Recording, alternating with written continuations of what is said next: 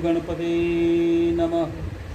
ॐ विघ्नेश्वराय वरदाय सुरप्रियाय लंबोदराय सकलाय जगद्विताय नागन्ननाथ सुतयाय यज्ञ विभूषिताय गौरी सुताय गणनाथ नमो नमस्ते। गौरी सुताय गणनाथ नमो नमस्ते। भवं भवानी सहितं नमामि। भवं भवानी सहितं नमामि। ओम अथ श्री शिव पुराण महात्म्य आरंभ। ओम अथ श्री रेवाखंडे शिव पुराण कथायां षष्ठमो अध्याय आरंभ।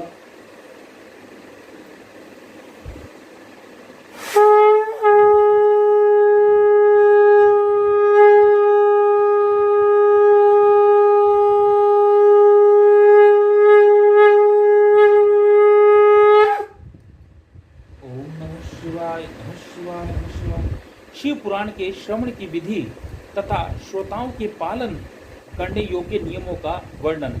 शौनक जी उवाच। शौनक जी कहते हैं, महाप्रज्ञ व्यास शिष्य सूत जी, आपको नमस्कार है। आप धन्य हैं, शिव भक्तों में आप श्रेष्ठ हैं। आपके महान गुण वर्णन करने योग्य है।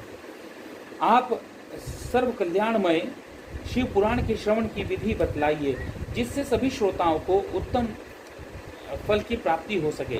सूत जी उवाच। सूत जी कहते हैं, मुने शौनक, अब मैं तुम्हें संपूर्ण फल की प्राप्ति के लिए शिव पुराण के श्रवण की विधि बता रहा हूँ। पहले किसी ज्योतिषी को बुलाकर दान मान से संतुष्ट करके अपने सहयोगियों लोगों के साथ बैठाकर बिना किसी विघ्न बाधा कथा समाप्ति होने के उद्देश्य से शुद्ध मुहूर्त का अनुसंधान कराएं और प्रयत्न पूर्वक देश देश में स्थान स्थान पर यह संदेश भेजे कि हमारे यहाँ शिव पुराण की कथा होने वाली है। अपने कल्याण की इच्छा रखने वाले लोग उसे सुनने के लिए अवश्य पधारें। श्री हरि की कथा, कुछ लोग भगवान श्री हरि की कथा से बहुत दूर पड़ गए हैं। कितने स्त्री शूद्र आदि भगवान शंकर के कीर्तन से वंचित रह जाते हैं। उन सबको सूचना हो जाए, ऐसा प्रबंध किया जाए। देश देश में भगवान शिव के प्रति भगवान शिव के भक्त तथा शिव कथा के कीर्तन और श्रवण के लिए उत्सुक हों, उन सबको आदरपूर्वक बुलवाना चाहिए। आए हुए लोगों को सबका सत्कार हृदय से करना चाहिए। शिव मंदिर में, तीर्थ वन प्रांत में तथा घर में शिव पुराण की कथा सुनने के लिए उत्तम स्थान का निर्माण करना चाहिए। कदली पत्र जो होते हैं, कदली पत्र से उसका द्वार का श्रृंगार करें, मंदिर के द्वार का श्रृंगार करें, पल्लवों से श्रृंगार करना चाहिए, कथा मंडप तैयार होना चाहिए।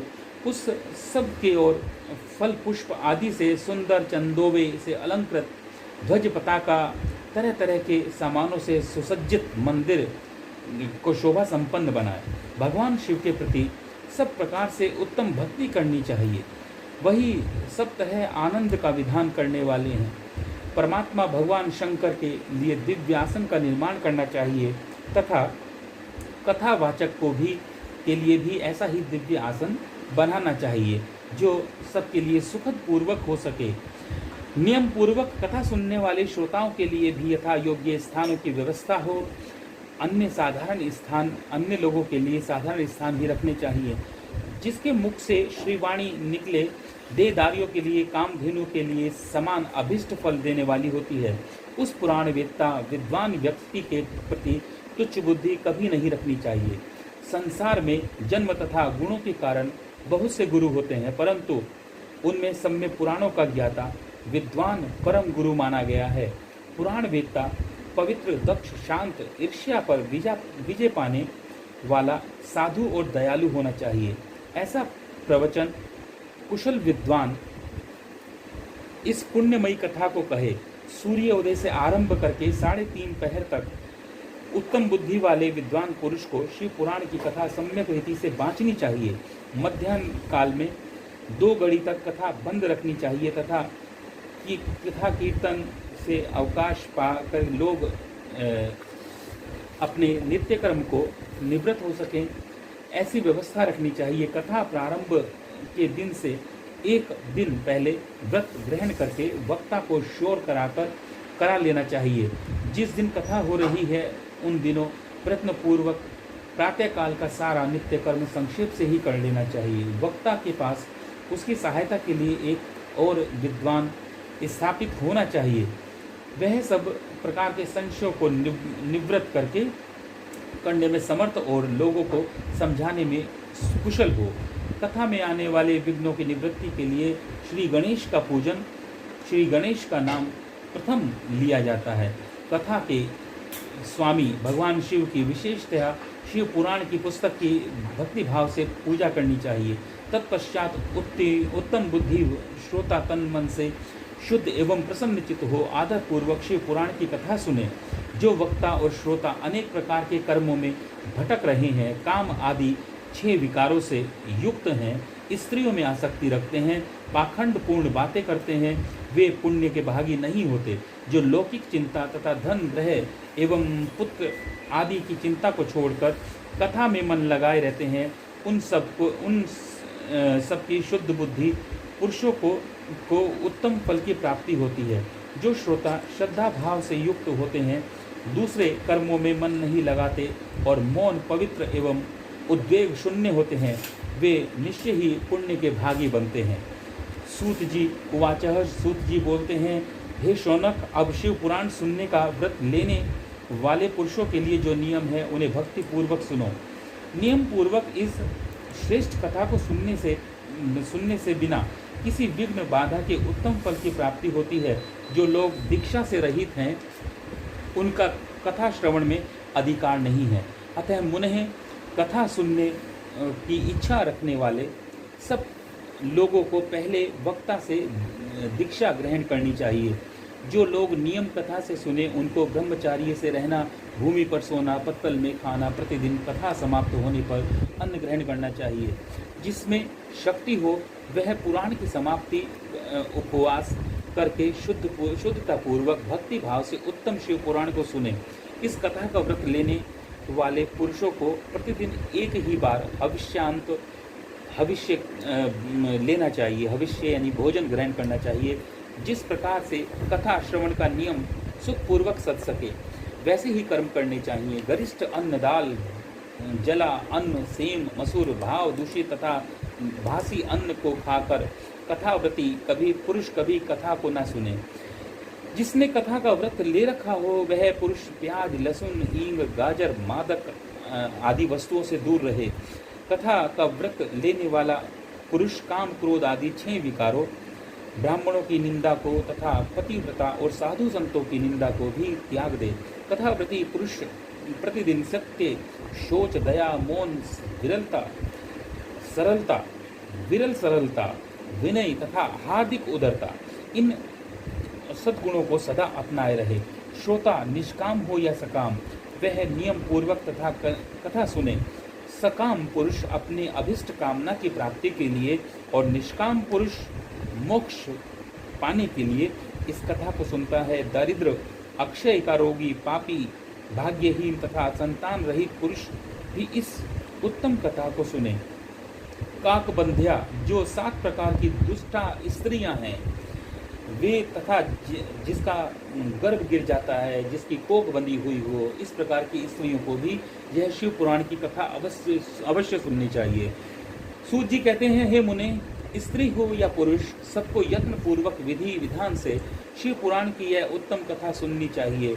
महर्षि, इस तरह शिव पुराण की कथा के पाठ एवं श्रवण संबंधी यज्ञोत्सव की समाप्ति पर श्रोताओं को भक्ति एवं प्रयत्नपूर्वक भगवान शिव की पूजा की भांति पुराण पुस्तक भी प्रदान करनी चाहिए। जो लोग इस कथा को करते हैं, घर में कराते हैं, तो यह पुस्तकें देने का भी विधान है। पुस्तकें आप जो हैं, जो शिव पुराण की पुस्तकें हैं वो आप प्रदत्त करें। तो यह पुस्तकें बांटें, पुस्तकें दें।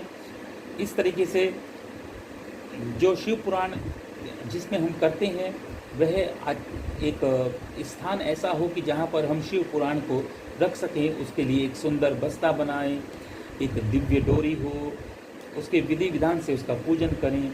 मुनिश्रेष्ठ इस प्रकार महान उत्सव के साथ पुस्तक और वक्ता की विधिवत स्थापना करते हुए पंडित को भी उसी के अनुसार धन आदि के द्वारा उससे कुछ ही कम सत्कार करें। वह वहाँ आए हुए ब्राह्मणों को अन्न धन आदि का दान करें, साथ ही गीत वाद्य नृत्य आदि के द्वारा महान उत्सव रचाएं। मुने यदि श्रोता विरक्त हो तो उसके लिए कथा समाप्ति के दिन विशेष रूप से गीता का पाठ करना चाहिए, जिससे श्री रामचंद्र जी के प्रति भगवान शिव ने कहा था, यदि श्रोता गृहस्थ हो तो उस बुद्धिमान को उस श्रवण कर्म की शांति के लिए शुद्ध हविष्य के द्वारा होम करना चाहिए। मुने रुद्र संहिता के प्रत्येक श्लोक द्वारा हम होम उचित है, अथवा गायत्री मंत्र से होम अवश्य करना चाहिए, क्योंकि वास्तव में यह पुराण गायत्रीमय ही है। अथवा शिव पंचाक्षर मूल मंत्र से हवन करना उचित है। होम करने की शक्ति न हो तो विद्वान पुरुष यथाशक्ति हवनीय हविष्य का ब्राह्मणों को दान करे। रिक्ता रूप दोष शांति के लिए भक्ति पूर्वक शिव सहस्र नाम का पाठ करे तथा उसका श्रवण करे। इससे सब कुछ फल प्राप्त होता है, इसमें कोई संशय नहीं, क्योंकि तीनों लोकों में इससे बढ़कर कोई वस्तु नहीं है। कथा संबंधित व्रत की पूर्णता सिद्धि के लिए 11 ब्राह्मणों को मधु मिश्रित खीर का भोजन कराए, उन्हें दक्षिणा दे। मुने यदि शक्ति हो तो 3 तोले सोने का एक सुंदर सिंहासन बनाए। अपनी क्षमता अनुरूप जितनी आपकी जिसकी जैसी क्षमता है उसी क्षमता से उसका आप विधि विधान कर सकते हैं। अक्षरों में लिखी शिव पुराण की पोथी विधि पूर्वक स्थापित करें। तत्पश्चात पुरुष उसका आह्वान आदि विविध उपचारों से पूजा करके दक्षिणा चढ़ाए। फिर जितेंद्रिय आचार्य का वस्त्र आभूषण गंध आदि से दक्षिणा सहित उनको पुस्तक समर्पित करे। उत्तम बुद्धि वाला श्रोता शिव के संतोष के लिए यह पुस्तकें दान करे। हे शौनक, इस पुराण के दान के प्रभाव से भगवान शिव का अनुग्रह पाकर पुरुष भवबंधन से मुक्त हो जाता है। इस तरह विधि विधान का पालन करने पर श्री संपन्न शिव पुराण संपूर्ण फल का देने वाला है तथा भोग और मोक्ष का दाता होता है। मुने शिव पुराण का वह सारा महात्मा जो संपूर्ण अभिष्ट देने वाला है, मैंने तुमको कहकर सुनाया।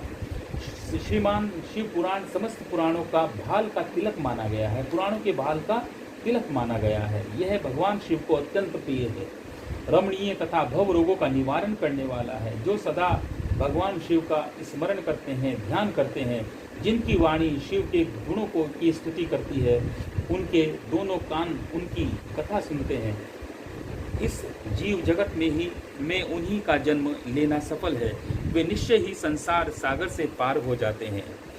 कहते हैं, ते जन्म भाजा खलु जीव लोके ये वै सदा ध्यायन्ति विश्वनाथम वाणी गुणान स्तौति कथां शृणोति श्रोतद्वयं ते भवमुत्तरन्ति।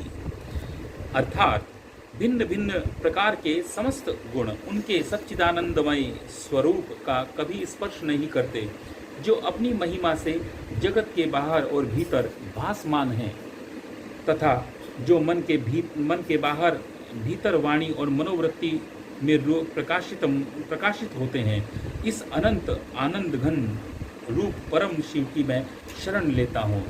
इति श्री रेवाखंडे कथायां शिव पुराण महात्म्य अध्याय 6-7 संपूर्णम। बोल शंकर भगवान की जय। शंकर जिनका नाम है, कैलाश जिनका धाम है। शंकर जिनका नाम है, कैलाश जिनका धाम है। ऐसे भोले बाबा को मेरा बार बार प्रणाम है। ऐसे भोले बाबा को मेरा बार बार प्रणाम है। शंकर जिनका नाम है, कैलाश जिनका धाम है, ऐसे भोले बाबा को मेरा बार बार प्रणाम है। ऐसे भोले बाबा को मेरा बार बार प्रणाम है। ओम नमः शिवाय। ओम नमः शिवाय। ओम